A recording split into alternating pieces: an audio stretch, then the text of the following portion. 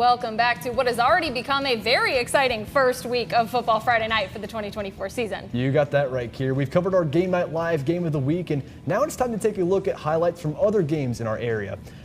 We are going to talk about a battle of black and gold between Thompson and Evans tonight. Both teams looking to start off the season on the right foot.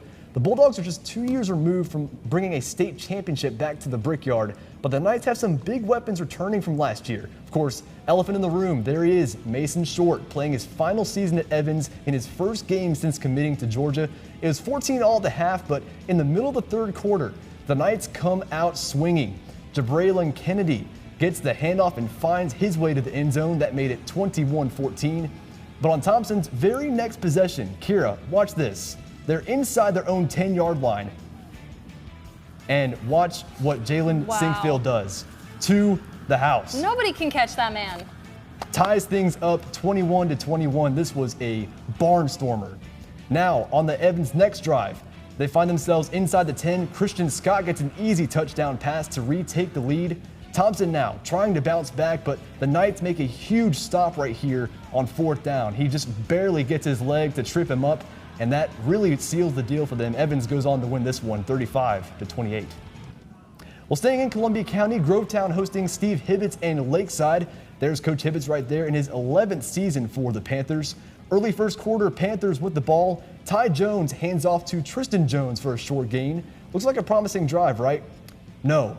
Next play, Ty Jones gets the ball, but the ball is stripped out of his hands by Joel Jackson Henriquez. No, that is not, his knee was not down. That's what Lakeside's arguing, but the referee says that it is Grovetown's ball, and that is where he's going, the end zone, and that's how Grotow gets their first points of the season.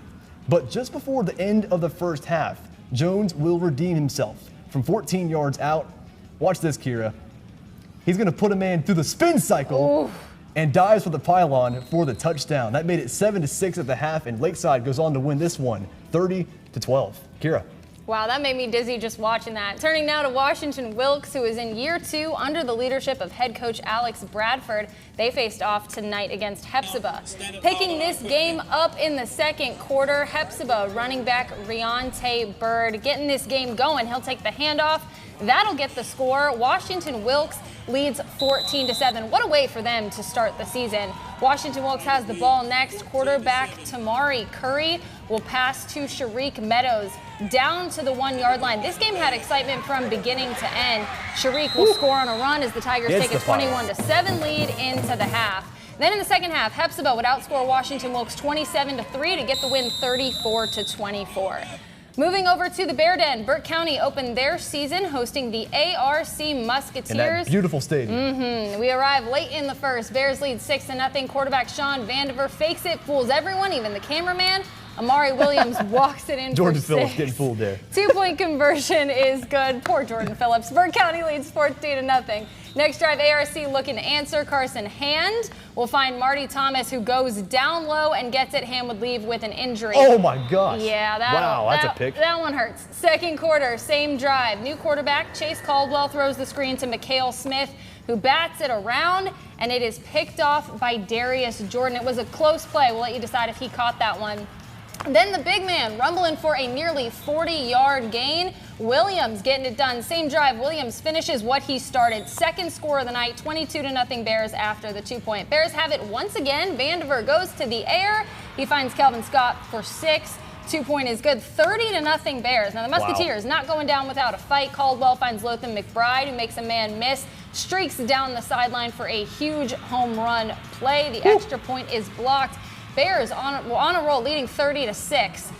Bears with it again right before the half. Who else but Amari Williams? Third time is the charm. I know. I feel like we're going to say his name all season. He'll find the end zone hat trick. Burke County wins it 44-9.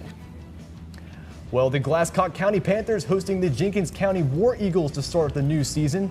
War Eagles were the first team first on the board with the quarterback keeper from Justin Wright. Getting on the board first, that puts Jenkins County up 7 early in the second. Later in the second quarter, Panthers would do a good job pinning the War Eagles back to their own 4-yard line. But look at this, Jenkins County would have an answer. Tyree Abraham would take it 95 yards all the way home. for the long touchdown run. War Eagles lead 14-0 midway through the second. But they weren't done yet. The Panthers will fumble right here, some confusion, but Tyler Jenkins for Jenkins County could come away with the takeaway. War Eagles set up in their own territory and score again on a 21-yard touchdown run by Marion Young. Jenkins County up 21-0 at the half. Panthers would later get on the board as senior quarterback Caden Downs will take it in from 3 yards out. War Eagles would answer yet another touchdown run by Abraham. Panthers would go on to win this one by a score of 42-8. We head now to Swainsboro, where the Tigers take the field against Dublin on the 105th anniversary of their first meeting.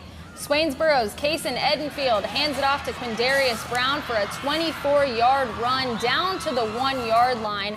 Then for Swainsboro, this time it's Bryson Tarver keeping the ball for the touchdown. The point after is good. That'll make it 7-0. Swainsboro up. Dublin on the move. Micah O'Neill hands the ball to Xavier Bostic, who spins, and it's gone for the touchdown.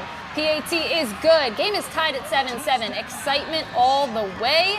Graham, this is exactly what you want. First week of football. Yep. This is just an exciting game from beginning to end. That is exactly what we want. Dublin would go on to win 44-21 over Swainsboro. All right, stay with us. The reigning state champs at Edmond Bird Academy getting their state champion rings as they begin their quest for back-to-back titles. More highlights next.